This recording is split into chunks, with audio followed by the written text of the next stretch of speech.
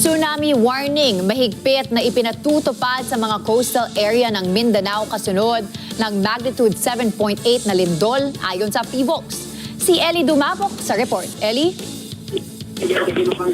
Yes, agad nga na nagpatupad ng tsunami warning ang mga tauhan ng Philippine Volcanic and Seismology o PHIVOLCS kasunod sa intensity 7.8 na lindol na umabot sa higit 10 minutong galaw sa lupa na nagpagbagsak sa malalaking gusali sa sentro ng General Santos City 7:35 ng umaga kanina.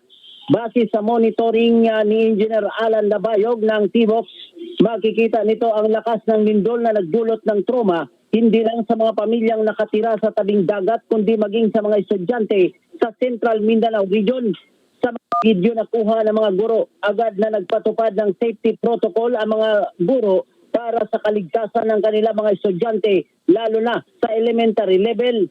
Sinabi pa nila Bayog na ito na ang pinakamatagal na paggalaw ng lupa sa pagtama ng lindol. Kansilado na ang klase sa lahat ng antas ng eskwelahan sa mga pangunahing syudad at bayan sa Southern, Central at Western Mindanao. Maging ang pasok ng mga empleyado sa takot na maabutan ng mga aftershock. Wala pang abiso ang PHIVOLCS at mga lokal na pamahalaan kung kailan bubuksan uli ang klase sa mga eskwelahan at pasukan sa mga LGU. Eli Dumabok para sa Mata ng Agila, matatag, matapang, matapat.